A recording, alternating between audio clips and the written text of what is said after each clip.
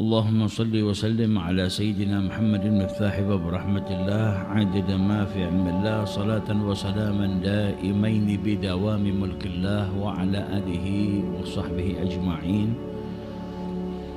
نويت تعلم وتعليم وتذكر وتذكير النفع والانتفاع والإفادة والاستفادة والحث على تمسك بكتاب الله وسنة رسوله والدعاء إلى الهدى والدلالة على الخير ابتغاء وجه الله ومرضاته وقربه وثوابه سبحانه وتعالى.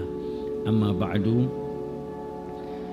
Alhamdulillah, pagi hari ini kita kembali diperjumpakan oleh Allah Subhanahu wa Ta'ala dalam keadaan insyaallah senantiasa diridhai oleh Allah Subhanahu wa Ta'ala, dirahmati oleh Allah Subhanahu wa Ta'ala, dan tidak keluar dari majelis ini terkecuali insyaallah dosa-dosa kita diampuni oleh Allah Subhanahu wa Ta'ala. Amin ya rabbal alamin. Melanjutkan kajian kita dari kitab Dalilus Sa'ilin, yang mana pada kesempatan kali ini kita masuk ke bab yang menjelaskan tentang tawakal, bertawakal kepada Allah Subhanahu wa Ta'ala. Dijelaskan arti atau makna dari kalimat at-tawakkul adalah huwa tafwid al-amr ila Allah azza wa jalla. Tawakkul atau tawakal adalah menyerahkan urusan kepada Allah Subhanahu wa Ta'ala, menyerahkan perkara atau urusan kepada Allah Subhanahu wa Ta'ala. Wathiqah bihusnin nazar fima amara bih, dan percaya sepenuh hati dengan pikiran yang positif terhadap keputusan Allah Subhanahu wa Ta'ala. Dan tawakal juga disertai dengan ikhtiar atau asbab. Wa huwa min sya'ni ahlil kamal, dan itu adalah tawakalnya seseorang yang sempurna. Wa huwa mandub, dan itu juga disunnahkan. Jadi tawakal bukan berarti meninggalkan usaha atau ikhtiar, akan tetapi yang lebih sempurna adalah orang yang bertawakal dia juga disertai dengan berikhtiar. Nanti penjelasannya kita akan kaji di bab ini, bagaimana pentingnya berikhtiar dan bagaimana bertawakal kepada Allah Subhanahu wa Ta'ala. Di dalam Al-Quran Allah Subhanahu wa Ta'ala berfirman, فَإِذَا عَزَمْتَ فَتَوَكَّلْ عَلَى اللَّهِ إِنَّ اللَّهَ يُحِبُّ الْمُتَوَكِّلِينَ.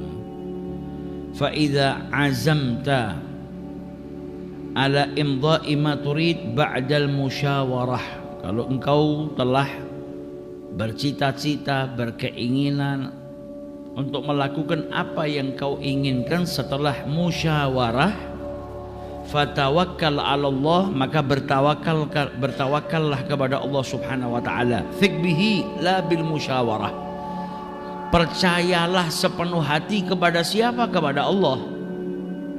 Hasil musyawarah ikhtiarnya bagus, tapi bersandarnya kepada siapa?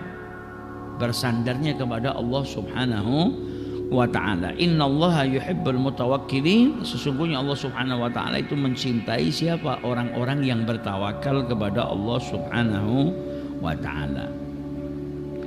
Di dalam ayat yang lain Allah berfirman, innamal mu'minuna alladzina idza dzukirallahu wajilat qulubuhum. Innamal mu'minuna al-kamiluna al-iman, yaitu orang-orang yang sempurna keimanannya. Alladzina idza dzukirallah, mereka yang kalau ingat kepada Allah, ingat kepada ancaman-ancamannya Allah Subhanahu wa Ta'ala, ay wa'idihi, wajilat, khafat, merasa takut kepada Allah Subhanahu wa Ta'ala.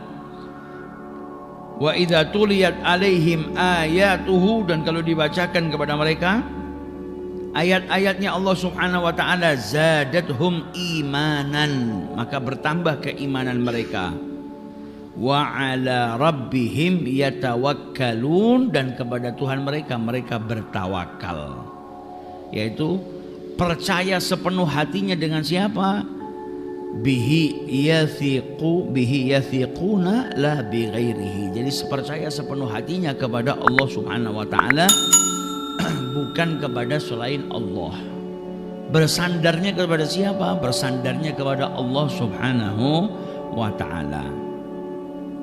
Kemudian dilanjutkan dalam ayat yang lain, qalat lahum rusuluhum inna nahnu illa basyarum mithlukum walakinna allaha yamunnu ala man yasha'u min ibadihi wa ma kana lana an na'tiyakum bisultanin illa biidznillah wa 'alallahi falyatawakkalul mu'minun. Dan kepada Allah lah mereka atau orang-orang yang beriman itu bertawakal. Manusia nggak bisa melakukan sesuatu, apapun yang dilakukan oleh manusia itu semua atas kehendak Allah. Manusia nggak punya kuasa atas segala sesuatu. Dan kepada Allah lah orang-orang yang beriman itu bertawakal. Dan dalam ayat yang lain Allah Subhanahu wa taala juga berfirman, wa may yattaqillaha yaj'al lahu makhraja. Kemudian dilanjutkan, wa yarzuqhu min haitsu la yahtasib, dan mereka akan diberikan oleh Allah rezeki yang tidak terduga-duga. Kemudian dilanjutkan apa? Wa may yatawakkal 'ala Allah fahuwa hasbuh, dan barang siapa bertawakal kepada Allah dalam segala urusannya, fahuwa hasbuh kafihi, maka ia akan dicukupi oleh Allah Subhanahu wa ta'ala. Kalau orang bertawakal kepada Allah gak merasa kurang. Karena apa? Tawakalnya menjadikan dia mendapatkan kecukupan. Tawakalnya menjadikan dirinya apa? Dicukupi oleh Allah Subhanahu wa ta'ala. Jadi kuncinya seseorang kalau mau dicukupi sama Allah apa? Bertawakal kepada Allah Subhanahu wa ta'ala. Kalau orang sudah bertawakal, pasrahnya, menyerahkan urusannya kepada Allah Subhanahu wa taala, fahuwa kafi, maka dia akan mendapatkan kecukupan, dicukupi oleh Allah Subhanahu wa taala. Kemudian dalam hadis diriwayatkan oleh Abdullah ibnu Abbas, Nabi sallallahu alaihi wasallam bersabda, yadkhulul jannata min ummati sab'una alfan bighairi hisab. Nabi menjelaskan umatnya Nabi Muhammad itu ada yang masuk ke dalam surga tanpa dihisab. Jumlahnya kata Nabi Muhammad sab'una alfan, 70.000 orang. Humul ladzina la yastarquna wa la yatatayyaruna wa ala rabbihim yatawakkalun. Jadi dijelaskan di sini Nabi Muhammad suatu ketika keluar kepada para sahabatnya. Kemudian beliau berkata, "Uridat alayyal umam." Nabi Muhammad menceritakan kalau dirinya itu ditunjukkan oleh Allah umat-umat. Faja'ala yamurrun nabiyyu wa ma'ahu rajul. Nabi kemudian menceritakan di hari kiamat nanti, jadi beliau ditunjukkan oleh Allah umat-umat yang ada di muka bumi ini, ada dari seorang nabi yang dia nggak punya pengikut kecuali satu orang. Nabi umatnya cuma satu. Wan nabiyyu ma'ahur rajulan, dan ada nabi yang bersama dengan nabi tersebut umatnya berapa orang? 2 orang. Wan nabiyyu ma'ahur rahtu, dan ada nabi yang bersama dengan dia sekelompok orang yang sedikit, antara 3 sampai 10. Wan nabiyyu laisa ma'ahu ahad, dan ada seorang nabi yang enggak bersama dengannya seorang pun. Ini ditunjukkan kepada Nabi Muhammad SAW. Wa ra'aitu sawadan kafiran, dan kemudian Nabi Muhammad melihat rombongan yang banyak, perkumpulan yang banyak, umat yang banyak. Nah, itu dijelaskan sama Nabi dalam hadisnya yang panjang. Sampai Nabi kemudian menjelaskan ada 70.000, sab'una alfan yadkhuluna al-jannata bighairi hisab. Ada umatnya Nabi 70.000 yang masuk surga tanpa hisab. Kemudian Nabi nggak menjelaskan siapa. Maka para sahabat-sahabat Rasulullah itu mereka berbicara, saling berbicara satu dengan yang lainnya. Siapa ini yang 70.000 yang dimaksud sama Nabi masuk surga tanpa hisab? Ada yang mengutarakan, oh itu orang-orang dekatnya Nabi, sahabat-sahabatnya dekat. Ada yang mengatakan, oh enggak, itu orang-orang yang lahir dalam keadaan Islam, jadi nggak ngikutin masa jahiliyah. Lahirnya di masa Nabi telah diutus dan mereka lahirnya dalam keadaan Islam. mereka saling membicarakan siapa yang dimaksud 70.000 tersebut. Maka Nabi kemudian SAW menjelaskan kepada mereka 70.000 orang yang masuk surga tanpa dihisab oleh Allah Subhanahu wa taala, yaitu mereka humul ladzina la yatatayyaruna wa la yastarquna wa la yaqtuna wa ala rabbihim yatawakkalun, yaitu mereka yang tidak pernah diruqyah sama sekali. Jadi tawakalnya kepada Allah Subhanahu wa taala luar biasa. Kemudian mereka orang-orang yang tidak pernah dikai. Ya. Mereka adalah orang-orang yang tidak pernah dikai. Jadi pengobatan zaman dulu orang itu mengira kalau sudah diobatin pakai cara dengan dikai maka pasti sembuh. Jadi dibakar, ini besi dibakar kemudian ditempelkan di telapak kakinya. Jadi ada apa? Sarafnya yang kemudian dipanaskan dengan besi yang panas. Zaman dahulu orang jahiliyah menganggap penyembuhan paling mantep lah dengan itu. Dan dilarang sebagaimana dijelaskan oleh para ulama.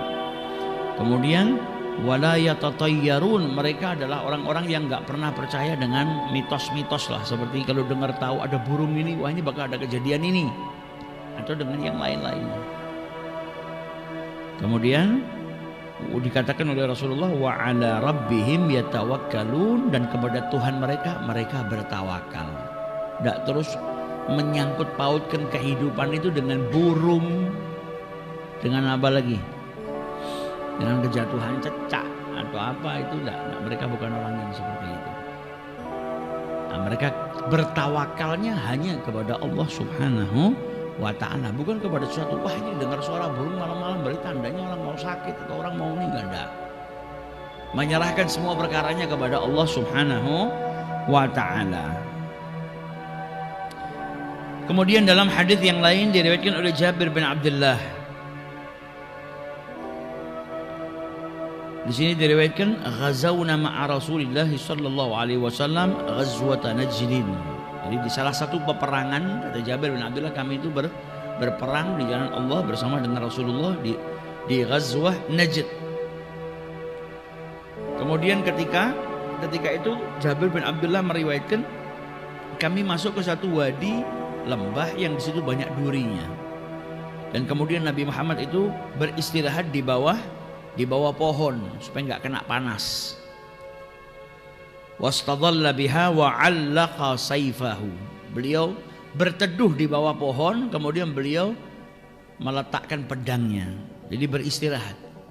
Fatafarraqan nasu fisyajari yastadhillun, maka para sahabat Nabi pun kemudian mereka satu persatu pergi ke bawah pohon, bernaung di situ, berteduh di bawah pohon, mereka beristirahat. Dan ketika mereka sedang beristirahat, wa baina nahnu kadzalik idda'ana Rasulullah sallallahu alaihi wasallam faji'na, maka Nabi pun memanggil kami. Jadi Nabi beristirahat, berteduh, pedangnya ditaruh, yang lain juga ngikutin. Tiba-tiba dipanggil sama Nabi Muhammad mereka. Maka kita pun datang, kata para sahabat. Fa idza a'rabiyun qa'idun baina yadayhi, tiba-tiba kami dapatin ada seorang A'rabi Badui yang duduk di hadapan Nabi Muhammad SAW. Kemudian Nabi Muhammad berkata, inna hadza atani wa ana naim, orang ini tadi datang ketika saya sedang tertidur. Fakhtarata sayfi fastayqattu wa huwa qa'imun ala ra'si, dia ngambil pedang kemudian dihunuskan ke arahnya Nabi Muhammad SAW, di atas kepalanya Rasulullah SAW. Kemudian orang tersebut berkata kepada Nabi Muhammad, man yamna'uka minni, siapa yang melindungi engkau dari saya? Jadi dia menganggap para sahabatnya Nabi jauh dari Nabi. Nabi tidur, pedangnya diambil sama dia, dihunuskan ke arah kepalanya Nabi Muhammad, seakan-akan dia menguasai Nabi Muhammad. Ketika Nabi Muhammad bangun, dia langsung berkata apa? Man yamna'uka minni, siapa yang bisa melindungi engkau dari saya? Maksudnya engkau suka di bawah kekuasaan saya. Tinggal dihunuskan pedangnya bisa meninggal dunia. Maka dijawab oleh Rasulullah apa? Allah. Jatuh pedangnya, dalam riwayat dimasukkan ke dalam sarung. Jadi intinya dia nggak melanjutkan apa yang dia lakukan karena apa? Merasa takut. Jawabannya Nabi Muhammad, jawaban orang yang penuh dengan keyakinan bertawakal kepada Allah. Siapa yang jamin kau? Siapa yang bisa melindungi kau? Allah. Dijawab sama Nabi Muhammad SAW, yang menjaga beliau adalah Allah Subhanahu wa ta'ala. Kemudian akhirnya laki-laki tersebut duduk di hadapan Nabi Muhammad SAW. Walam yu'aqibhu Rasulullah. Gak dihukum sama Nabi Muhammad.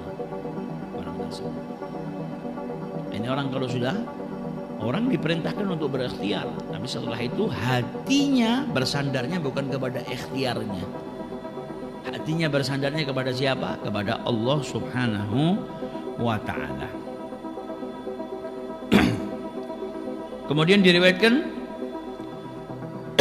dari Umar ibn Khattab, dari Sayyidina Umar ibn Khattab, Nabi SAW bersabda, "Lau annakum tatawakkaluna 'ala Allahi haqqa tawakkulihi la razaqakum kama yarzuqut tayru taghdu khimasa wa taruhu bitana." Dalam hadis ini Nabi SAW bersabda, "Lau annakum tatawakkaluna 'ala Allahi haqqa tawakkulihi." Kalau kalian itu bertawakal kepada Allah dengan sebenar-benar tawakal, dengan sebaik-baik tawakal, dengan hakikatnya tawakal, la razaqakum, niscaya kalian akan diberikan rezeki oleh Allah sebagaimana burung yang di waktu pagi dia pergi dalam keadaan perutnya kosong dan kembali di waktu sore dalam keadaan kenyang. Hadis ini banyak sekali pelajaran yang disampaikan oleh Rasulullah sallallahu alaihi wasallam. Lau annakum tatawakkaluna 'ala Allah. Kalau kalian itu bertawakal kepada Allah Subhanahu wa taala. Para ulama menjelaskan yang namanya tawakal itu apa? Tafwidul amr ilallah. Memasrahkan, menyerahkan urusan kepada Allah Subhanahu wa taala. Sebagian ulama menjelaskan juga yang disebut dengan tawakal adalah adamul iltifat ila siwah, enggak berpaling kepada selain Allah Subhanahu wa taala. Dan dari sekian banyak penjelasan para ulama tentang tawakal, intinya yang disebut dengan tawakal apa? Al-i'timadu 'alallahi wahdah. Bersandar hanya kepada Allah, itu yang namanya tawakal. Dan dalam hadis ini Nabi Muhammad bersabda, "Lau annakum tatawakkaluna 'alallahi haqqa tawakkulihi," yaitu dengan hakikatnya tawakul. Dengan apa? Bi an ta'tamidu alaihi fi sairil ahwal, yaitu dengan engkau bersandar kepada Allah dalam setiap keadaan. Wa tarawna annal khaira biyadihi wa min indihi, dan engkau memandang bahwasanya kebaikan itu di tangan Allah dan datangnya hanya dari Allah Subhanahu wa taala. Sadar betul. Jadi orang tawakal sedang sebenar-benar tawakal itu apa?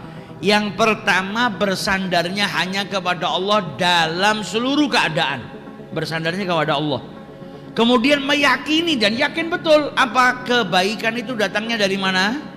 Dari Allah, dan kebaikan itu yang punya siapa? Allah Subhanahu wa taala. Itu dengan sebenar-benar tawakal. La kafakum umuran katsiratan, niscaya akan Allah cukupi kepada kalian banyak perkara. Jadi di sini para ulama menjelaskan wa yadullu hadza ala anna tawakkul lahu surah wa lahu haqiqah. Jadi tawakal itu ada zahirnya, ada batinnya. Tawakal itu ada surahnya, ada hakikahnya. Adapun surahnya tawakul adalah ayyadda'iya i'timadahu 'ala Allah thumma yaltafitu ila man siwah. Kalau orang yang cuma zahirnya saja bertawakal, yaitu ngakunya bersandar kepada Allah, tapi pada prakteknya dia berpaling kepada selain Allah Subhanahu wa taala. Atau dia merasa ragu, syak dengan Allah Subhanahu wa taala, aw yadhunnu fillahi dhunun, atau dia punya prasangka yang banyak kepada Allah. Wah, ini enggak gini, ini enggak gini, ini enggak gini. Berarti itu orang yang tawakalnya cuma surah saja, zahirnya saja. Adapun hakikatnya tawakal yaitu huwa sidqul i'timadil qalb, yakin betul dengan hatinya, percaya betul dengan hatinya kepada siapa? Kepada Allah Subhanahu wa taala. Dalam setiap masalah yang datang kepadanya, dalam setiap segala sesuatu yang menjadikan dia dijauhkan daripada madzarat, dalam perkara dunia, dalam perkara akhirat, dan yakin betul kalau tidak ada yang bisa ngasih, tidak ada yang bisa menahan, tidak ada yang bisa memberikan manfaat kecuali Allah Subhanahu wa taala. Yang ngasih saya siapa? Allah. Kalau nggak dapat, yang nahan juga siapa? Allah. Manusia nggak bisa berbuat apa-apa. Semuanya di tangan Allah Subhanahu wa taala. Jadi kata Nabi Muhammad, kalau kalian bertawakal kepada Allah dengan sebenar-benar tawakal, betul-betul bertawakal kepada Allah, bersandarnya kepada Allah, yang baik itu ada pada Allah, datangnya juga dari Allah Subhanahu wa taala. Pemiliknya Allah kebaikan itu, dan datangnya daripada Allah Subhanahu wa taala itu dengan sebenar-benar tawakal. Dan dalam riwayat disebutkan Nabi SAW berdoa, Allahumma inni as'aluka sidqat tawakkuli alaik. Ya Allah, aku memohon kepadamu apa? Tawakal, sebaik-baik tawakal kepadamu. Doanya Nabi Muhammad, minta agar dijadikan orang yang sebaik-baik atau sebenar-benar tawakal kepada Allah Subhanahu wa ta'ala. Jadi kata Nabi Muhammad, kalau orang itu bertawakal kepada Allah dengan sebenar-benar tawakal, la razaqakum, niscaya kalian akan diberikan rezeki oleh Allah Subhanahu wa taala, yaitu dikasih rezeki sama Allah. La hayya'alakum ar-rizq wa subulahu, maka dia akan dipersiapkan, diberikan oleh Allah, dipersiapkan, diberikan rezeki dan jalan untuk mendapatkan rezeki tersebut min haitsu lam yahtasibu, yang mereka tidak pernah duga-duga. Jalannya untuk dapat rezekinya yang ngasih Allah, kemudian rezekinya dipersiapkan oleh Allah Subhanahu wa taala. Bahkan dikatakan bal min a'zamil asbab allati yustajlabu bihar rizqu huwa at-tawakkul 'ala Allah. Yang menjadi sebab yang itu datangkan rezeki yang paling utama itu apa? Bertawakal kepada Allah Subhanahu wa taala. Atau bisa kita katakan kuncinya rezeki itu dari mana? Dari tawakal kepada Allah Subhanahu wa ta'ala. Wa may yatawakkal 'ala Allah fahuwa hasbuh. Karena dalam Al-Qur'an Allah berfirman, dan barang siapa bertawakal kepada Allah fahuwa hasbuh, maka dia akan dicukupi oleh Allah Subhanahu wa ta'ala. Jadi orang yang kalau bertakwa kepada Allah dengan sebenar-benar takwa, orang yang bertawakal kepada Allah dengan sebaik-baik tawakal, maka dia akan mendapatkan apa? Rezeki dari Allah Subhanahu wa ta'ala. Dia akan diberikan rezeki oleh Allah Subhanahu wa ta'ala. Kemudian dilanjutkan sama Nabi, kama yarzuqut tayra, sebagaimana burung itu mendapatkan rezeki.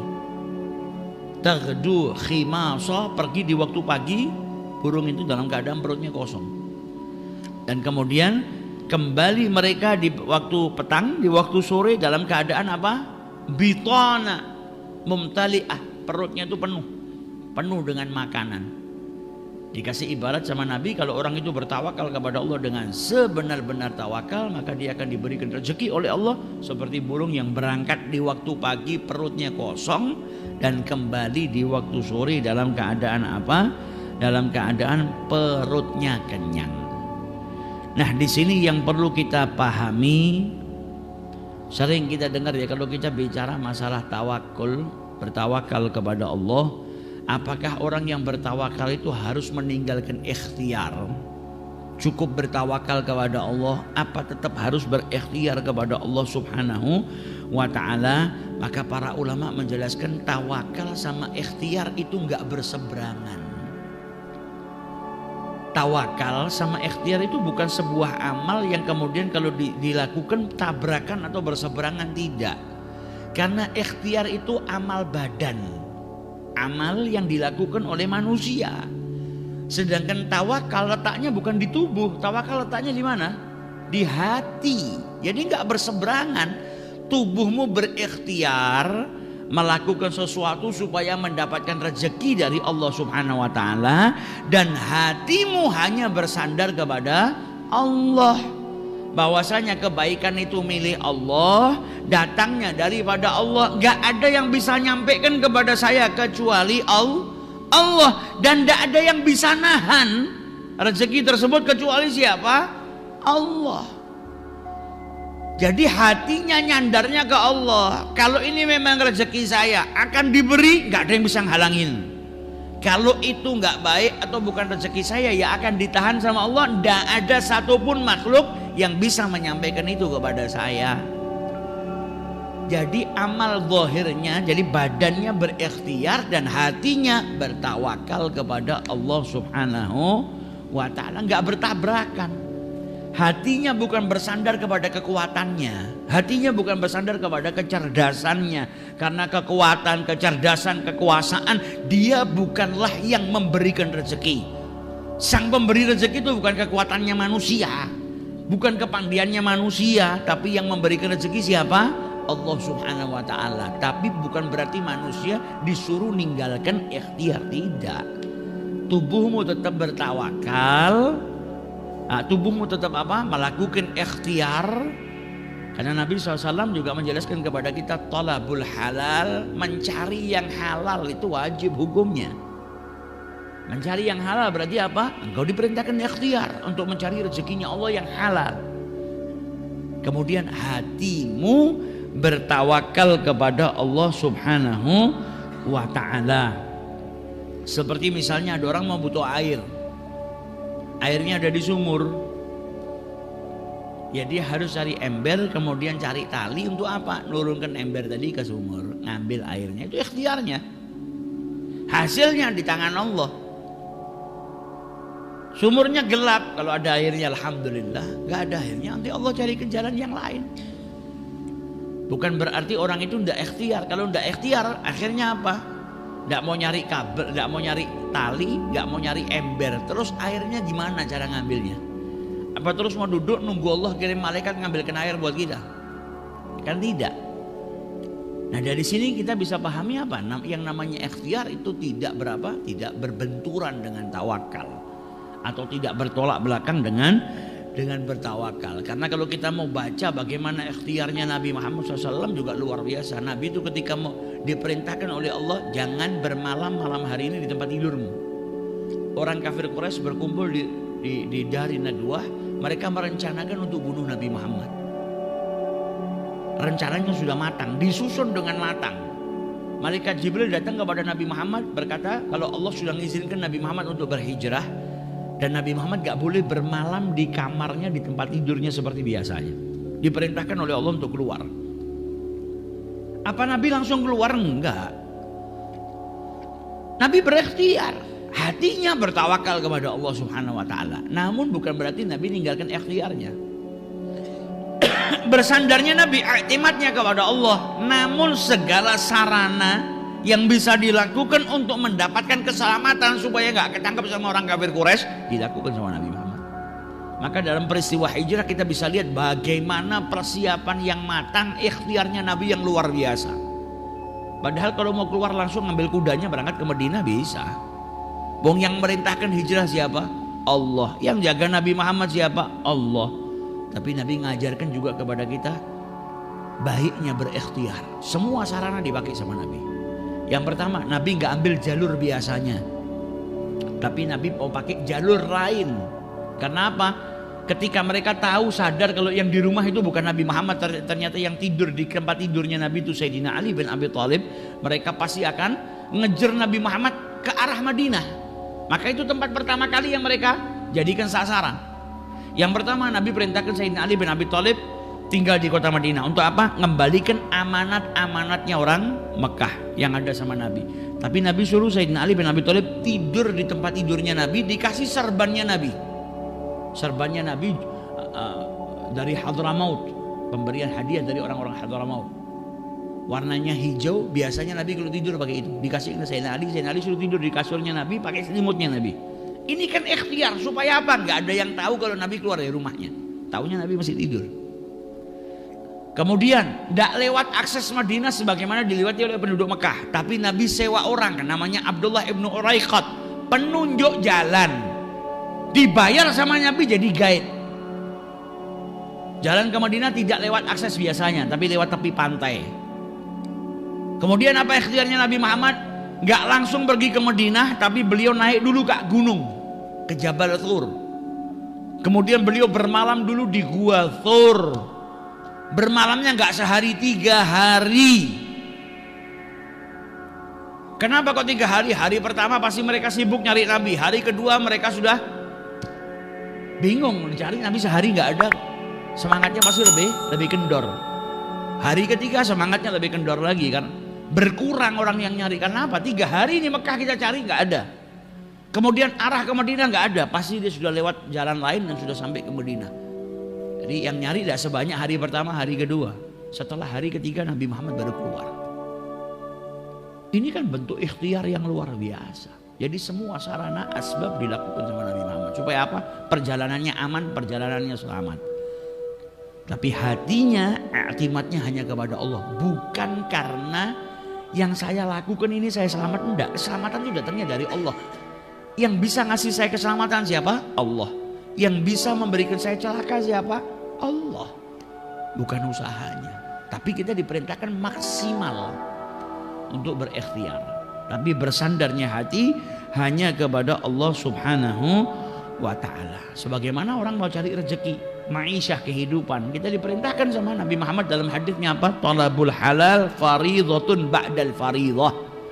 Dalam hadis yang lain, talabul halal wajibun ala kulli muslim. Mencari yang halal itu wajib hukumnya. Ikhtiarnya tetap, tapi tawakalnya kepada Allah. Misalnya orang dagang, ikhtiar dilakukan ikhtiarnya, tapi jangan bersandar kepada ikhtiarnya. Strategi dagangnya lakukan semaksimal mungkin. Apapun yang kau ketahui tentang ilmu perdagangan, lakukan dalam ikhtiarmu. Tapi hatimu bersandarnya kepada Sang Pemberi rezeki, yaitu Allah Subhanahu wa ta'ala. Jadi ikhtiar dengan tawakal tidak berseberangan atau tidak bertabrakan. Ya, manusia berikhtiar dan hatinya bertawakal kepada Allah Subhanahu wa ta'ala.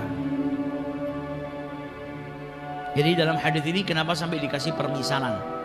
Permisalan sama Nabi Muhammad, la razaqakum kama yarzuqut thair. Sebagaimana Allah itu memberikan rezeki kepada burung. Berangkat di waktu pagi perutnya kosong dan kembali di waktu petang dalam keadaan perutnya kenyang. Para ulama menjelaskan, andai kata manusia itu bertawakal kepada Allah dengan sebenar-benar tawakal, yaitu ketika mereka berikhtiar, perginya ketika berikhtiar itu dalam keadaan tawakal kepada Allah. Kemudian kembalinya juga dalam keadaan tawakal kepada Allah Subhanahu wa ta'ala. Dan kemudian seluruh tasarrufnya ketika dia berikhtiar, bekerja, semuanya dilandasi dengan bertawakal kepada Allah Subhanahu wa ta'ala. Maka mereka akan mendapati banyak kebaikan yang akan Allah Subhanahu wa ta'ala berikan kepada dirinya. Jadi kita ikhtiar tetap ikhtiar, tapi ketika berikhtiar, dalam ikhtiar kita bersandarnya kepada siapa? Bersandarnya kepada Allah Subhanahu wa ta'ala, bukan kepada selain Allah, bukan kepada ikhtiarnya. Ya saya harus ikhtiar, kalau tidak ikhtiar saya nggak dapat. Ya bisa jadi kau ikhtiar ya nggak dapat juga. Kau diperintahkan berikhtiar, tapi bersandarlah dirimu kepada Allah Subhanahu wa ta'ala. Penjelasan sebelumnya sampai disebutkan apa? Bahkan kunci daripada rezeki yang Allah Subhanahu wa ta'ala berikan kepada manusia itu dengan apa? Dengan tawakulnya, dengan tawakalnya dia kepada Allah Subhanahu wa ta'ala. Tapi perlu dipahami, tawakal di sini bukan malas-malasan. Bukan duduk saja berharap makanan diturunkan dari langit sama Allah. Enggak. Tapi tetap ada ikhtiarnya. Tawakal di sini amalan hati. Amalan hati. Apa amalan hati? Yaitu bersandar kepada Allah Subhanahu wa ta'ala. Dan dalam hadis ini Nabi Muhammad memberikan perumpamaan. Perumpamaannya apa? Seperti burung yang keluar di waktu pagi. Nah ini kan ikhtiarnya. Burung itu kan pergi di waktu pagi untuk cari apa? Cari makan. Bentuk ikhtiarnya, dia pergi untuk apa? Cari makan. Nah ketika dia pergi dengan tawakal, cari rezekinya juga dengan tawakul kepada Allah, dalam ikhtiarnya, bersandarnya hanya kepada Allah, maka dia akan diberikan rezeki oleh Allah. Berangkatnya dari perutnya kosong, pulangnya dia dalam keadaan kenyang. Jadi tawakal dan ikhtiar tidak berseberangan, tidak bertabrakan. Manusia diperintahkan untuk berikhtiar dengan sebaik-baik ikhtiar, bukan dengan cara yang haram ya. Nah, orang kalau dalam ikhtiarnya nggak ada tawakal kepada Allah, akhirnya apa? Nipu, korupsi, nyolong, ngambil haknya orang, karena apa? Nggak ada tawakalnya. Dalam ikhtiarnya nggak ada tawakal, nggak bersandar kepada Allah. Wah, ini nggak bisa kalau saya gini, nggak dapat kalau nggak bohong. Kalau nggak nyogok saya nggak diterima. Nah, berarti sandarannya bukan kepada Allah. Menganggap kalau tidak begini, akhirnya apa? Dia melakukan perkara-perkara yang diharamkan oleh Allah. Nah, tapi kalau orang bersandarnya kepada Allah dalam ikhtiarnya, maka dijauhkan daripada ikhtiar yang nggak baik. Seperti itu tadi. Berarti melakukan perbuatan maksiat di dalam ikhtiarnya, menghalalkan segala cara. Jadi manusia diperintahkan untuk berikhtiar dengan baik dan hatinya bersandar, menyerahkan seluruh perkaranya kepada Allah Subhanahu wa ta'ala. Dulu ada satu kisah, Al-Imam Syafi'i sama gurunya Imam Malik ya, Imam Malik bin Anas ya. Ada perbedaan pendapat dalam hal ini. Imam Malik bin Anas menitik beratkan tawakal tadi yang menjadikan seseorang itu mendapatkan rezeki dari Allah Subhanahu wa ta'ala. Kalau sudah bertawakal kepada Allah dengan sebaik-baik tawakal, maka dia akan diberikan rezeki oleh Allah Subhanahu wa ta'ala. Nah, Imam Syafi'i punya berpendapat benar apa yang dikatakan gurunya, tapi harus ada ikhtiarnya. Harus ada ikhtiarnya untuk mendapatkan apa? Rezeki dari Allah. Karena tadi Nabi Muhammad bersabda dalam hadisnya, kalau sudah tawakal dengan sebaik-baik tawakal, maka dia akan diberikan rezeki seperti apa? Burung yang keluar di waktu pagi. Nah, kan ada ikhtiarnya. Ini burung pergi dari sangkarnya. Ini burung nggak berdiem di sangkarnya, kemudian makanannya datang, enggak. Tapi ini burung keluar dari tempatnya cari makan, perutnya kosong, kembali dalam keadaan perutnya kenyang. Ada perbedaan pendapat. Imam Ahmad bin Hanbal berbicara tentang tawakalnya, Imam Syafi'i berbicara harus ada ikhtiarnya. Jadi ada ikhtiarnya untuk mendapatkan rezeki dari Allah Subhanahu wa ta'ala. Sampai akhirnya Imam Syafi'i keluar dari rumahnya Imam Malik bin Anas. Di tengah jalan, kalau tidak salah berjumpa dengan seseorang yang punya baru panen buah anggur. Kemudian Imam Syafi'i bantu mengangkatkan atau bantu yang punya anggur tadi. Selesai itu beliau dikasih, karena tadi sudah bantu dikasih anggur. Ketika dikasih anggur, beliau bahagia. Bahagia apa? Ternyata pendapatnya itu benar. Kalau saya nggak bantu ini, ya saya nggak dapat ini anggur ini. Tapi ikhtiarnya saya bantu ini menjadikan saya dapat anggur ini. Kemudian dia kembali ke gurunya Imam Malik bin Anas, mau menceritakan tentang bukti nyata yang dia alami. Dibawa anggurnya, dikasihkan ke hadapan gurunya, dia cerita, tadi saya gini. Kalau saya nggak bantu, nggak berikhtiar, ngangkat tadi, ya saya nggak dapat. Tapi dengan ikhtiar saya, maka saya dapat rezeki ini, anggur tadi. Imam Malik bin Anas dengarkan sama makan buah anggurnya. Kata Imam Malik bin Anas, ya betul. Saya pun dari tadi duduk di rumah, tidak keluar, tidak cari makan. Tiba-tiba kau datang bawa anggur kepada saya, dan saya pun dapat rezeki anggur dari Allah Subhanahu wa ta'ala. Akhirnya Imam Syafi'i pun tersenyum. Lihat apa yang dia saksikan di hadapan gurunya. Jadi orang ikhtiar, tapi jangan lupakan bersandarnya kepada Allah Subhanahu wa ta'ala. Yang Imam Syafi'i tadi dapat rezeki dari apa? Ya dari tawakalnya kepada Allah, ada ikhtiarnya. Dan Imam Malik bin Anas gurunya juga mendapatkan rezeki dari Allah Subhanahu wa ta'ala dengan apa? Imam Syafi'i datang ke sana bawa anggurnya, diberikan kepada beliau. Sumbernya dua-duanya sama, punya tawakal yang kuat kepada Allah. Nah, yang ini ikhtiarnya tadi dengan tadi bantu, dan Imam Malik bin Anas juga ya bisa dikatakan ikhtiar juga. Apa ikhtiarnya? Ikhtiarnya didik seorang santri yang cinta kepada dirinya. Maka beliau pun datang kepada gurunya bawa dan lain sebagainya. Jadi intinya apa? Ikhtiar dan tawakal itu tidak berseberangan. Manusia diperintahkan untuk berikhtiar dengan badannya, dan tawakal itu amalan hati. Hatinya bersandar hanya kepada Allah Subhanahu wa ta'ala. Diriwayatkan juga bahwasanya kalau tidak salah Ibrahim ibn Adham. Ibrahim ibn Adham ini seseorang yang soleh. Dulu dia pernah berniaga, berdagang. Di dalam salah satu perjalanan perniagaannya, dia dapetin ada seekor burung yang sayapnya itu patah, kemudian jatuh. Ditunggu sama Ibrahim ibn Adham. Kira-kira burung yang nggak bisa terbang ini masih bisa dapat rezeki nggak? Padang pasir, ini padang pasir, burung kalau mau makan dia harus terbang cari tempat, cari minum. Ini di padang pasir, burung ini jatuh, sayapnya lepas. Kira-kira mati karena kelaparan atau ada rezeki yang tetap datang? Kata Ibrahim bin Adham apa? Kalau sampai burung ini ternyata yang patah sayapnya ini masih dapat rezeki, besok saya nggak mau kerja lagi. Jadi dia punya keinginan seperti itu. Gak lama betul ada burung yang lain datang bawa makanan. Disuapin itu burung yang sayapnya patah dari mulut ke mulutnya. Seperti burung yang kita lihat. Gimana kalau ngasih makan burung lainnya? Kata Ibrahim bin Adham apa? Ini burung sayapnya patah jatuh di padang pasir masih bisa dapat rezeki. Sudah mulai besok saya nggak kerja. Saya tak di rumah hanya ibadah sama Allah Ta'ala.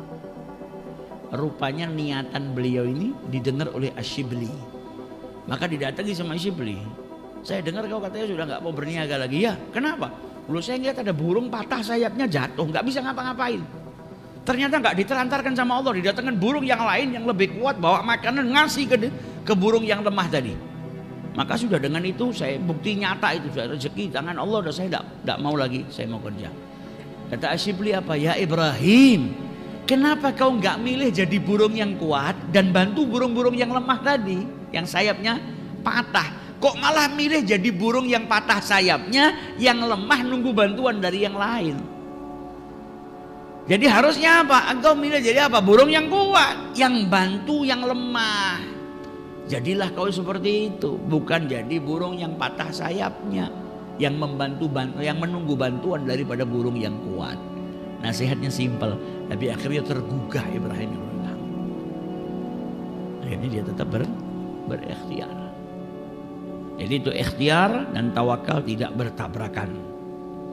Bahkan kita lihat bagaimana ikhtiarnya Nabi besar Muhammad sallallahu alaihi wasallam, dan bagaimana salah seorang sahabat yang bertanya kepada Rasulullah ketika dia sampai, dia tanya sama Rasulullah, "Ya Rasulullah, a'aqiluha wa atawakkal au atliquha wa atawakkal?" Ini unta saya ikat terus saya bertawakal atau saya biarin dan saya bertawakal? Apa kata Nabi Muhammad? I'qilaha wa tawakkal. Ikat, kemudian tinggallah ke urusanmu. Kau punya urusan apa, lakukan. Untanya kau ikat dan bertawakallah kepada Allah Subhanahu wa ta'ala. Jadi ada asbab yang dilakukan. Jangan selesai naik unta ditinggal langsung, aku tak neng pasar sih, untanya ditinggal, balik untanya hilang ngamuk-ngamuk. Nah, salahmu ndak boleh itu. Dia ndak tahu, pergi. Tapi Nabi ngajarkan kepada kita ikhtiar. Ikat dulu. Setelah itu baru kau bertawakal kepada Allah Subhanahu wa ta'ala. Seperti kita pulang malam, selesai sudah pekerjaan kita. Ini Hondanya, motornya saya masukkan ke rumah enggak? Masukkan ke rumah, pintunya kunci. Setelah itu bertawakal kepada Allah. Ikhtiar sudah selesai. Sepeda motor taruh dalam rumah, kunci sudah disimpan, pintu sudah dikunci, tidur, tawakal sama Allah Ta'ala. Bukan apa? Selesai dari kerja, balik, kendaraan taruh depan rumah, kuncinya masih nyandal, masuk rumah, rumahnya ditutup, tidur, tawakal, mugi-mugi Gusti Allah sing jaga. Bangun tidur hilang misuh-misuh, kok hilang? Katanya tawakal. Yang tawakal tidak seperti itu, tetap seperti yang dikatakan oleh Rasulullah, berikhtiar itu tadi, ikat, baru setelah itu bertawakal kepada Allah Subhanahu wa ta'ala. Keluar dari rumah, berikhtiar mencari yang halal sebagaimana diperintahkan oleh Rasulullah sallallahu alaihi wasallam. Dalam keluarnya bertawakal kepada Allah, hatinya bersandar hanya kepada Allah. Allah yang akan berikan jalan dia untuk mendapatkan apa? Rezeki dari Allah Subhanahu wa ta'ala. Kalau hari itu kau nggak dapat, ya berarti yang nggak ngasih dirimu siapa? Allah. Berarti ada hikmah di balik itu. Kalau kau dikasih, datangnya rezeki tadi bukan dari kekuatanmu, bukan dari kecerdasanmu, namun Ar-Razzaq yang memberikan rezeki, atau rezeki itu datangnya dari siapa? Dari Allah Subhanahu wa Ta'ala. Jadi kita harus percaya penuh kepada Allah, bersandarnya hanya kepada Allah Subhanahu wa Ta'ala, yakin. Thiqah, tadi kan artinya tawakal apa? Tafwid al-amr ilallah, menyerahkan perkara urusan kepada Allah. Kemudian apa? Percaya sepenuh hati kepada Allah Subhanahu wa Ta'ala. Yakin, percaya sepenuh hati kepada Allah Subhanahu wa Ta'ala. Saya dulu pernah baca satu kisah, ada seseorang yang luar biasa, yakinnya kepada Allah Subhanahu wa Ta'ala luar biasa. Tapi berikhtiar, dia juga berikhtiar. Ketika dia berikhtiar dan keyakinannya kepada Allah Subhanahu wa Ta'ala itu luar biasa, maka segala urusannya pun diberikan kemudahan oleh Allah. Yang tadinya kalau dipikir pakai matematika, di usia seperti itu mendapatkan keberhasilan yang luar biasa, itu kalau pakai matematika manusia nggak nyanda. Tapi karena ikhtiarnya baik dan bersandarnya kepada Allah juga luar biasa, maka semua jalannya dipermudah sama Allah Subhanahu wa Ta'ala. Akhirnya dia dijadikan orang yang sukses.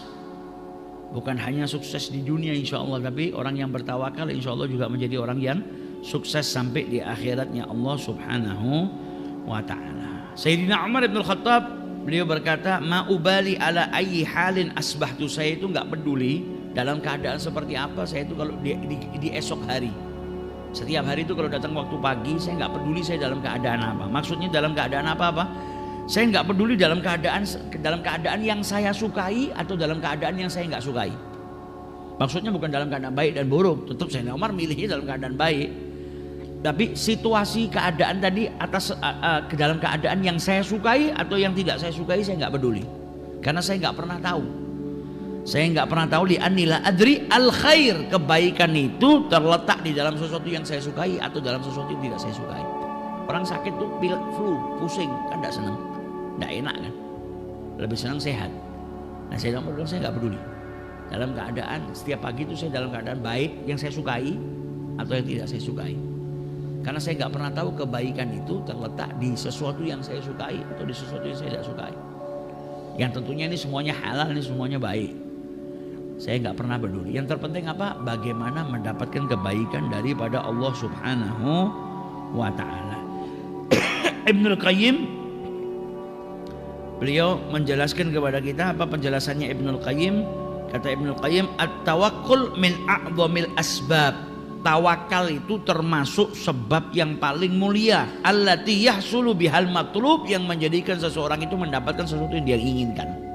Jadi kalau kita punya sesuatu yang kita inginkan, ada sesuatu yang kita inginkan, cara untuk mendapatkannya salah satunya yang paling mulia adalah bertawakal kepada Allah Subhanahu wa Ta'ala. Bukan pasrah ya, hatinya beriktimat kepada Allah, namun kau tetap berikhtiar. Penjelasan beliau, salah satu cara untuk mendapatkan sesuatu yang kau inginkan adalah bertawakal kepada Allah Subhanahu wa Ta'ala. Dan salah satu sarana yang menjadikan engkau dijauhkan dari perkara yang tidak kau sukai, yaitu dengan bertawakal kepada Allah Subhanahu wa Ta'ala. Faman ankaral asbab lam yastaqim minhu tawakkul. Barang siapa yang mengingkari asbab, ikhtiar, gak mau ikhtiar, maka jalannya bertawakal itu nggak lurus, nggak benar. Barang siapa yang mengingkari ikhtiar, lam yastaqim minhu at-tawakkul. Tawakalnya di jalan yang tidak lempeng, di jalan yang tidak lurus. Walakin min tawami tawakkuli adamir rukun ilal asbab. Akan tetapi dari kesempurnaannya tawakul, apa engkau tidak bersandar kepada ikhtiarmu dan hatimu terputus daripada terikat dengan asbab atau ikhtiar yang kau lakukan. Jadi hatimu hanya kepada Allah, bukan kepada ikhtiar yang kau lakukan, dan badanmu kepada ikhtiar yang kau lakukan. Jadi justru kata beliau, kalau ada orang yang mengingkari ikhtiar, berarti tawakalnya dia nggak lempeng, bukan di jalan yang benar. Tapi kalau kamu mau bertawakal, jangan mengandalkan ikhtiarmu, jangan bersandarnya ke ikhtiar. Ini saya sudah lakukan, ini pasti saya bisa dapat. Saya harus melakukan ini supaya saya bisa mendapatkan. Ya, itunya tetap lakukan ikhtiarnya, tapi bersandarnya jangan kepada asbab. Jadi hatimu hanya bersandarnya kepada Allah, badanmu lakukan asbabnya, lakukan ikhtiarnya. Nah, itu yang dijelaskan oleh Ibnul Qayyim. Jadi intinya dalam hadis ini, jadi tawakal bukan berarti meninggalkan ikhtiar. Dan ikhtiar bukan berarti dengan ikhtiarmu kau bisa mendatangkan rezeki dari Allah. Rezeki itu dari Allah. Cara kau mendatangkan rezeki gimana? Dengan bertawakal, dengan berikhtiar, tapi bersandar penuhlah kepada Allah, karena yang memberi hanya Allah Subhanahu wa ta'ala. Jadi kita sudah dapat jatah makan satu piring, sudah disiapkan di meja, terus kita duduk saja. Lah makanan itu gimana caranya nyampe ke kita? Apa kita mau nunggu tadi seperti penjelasan dari malaikat turun dari langit ngambilkan piring itu dikirim ke kita?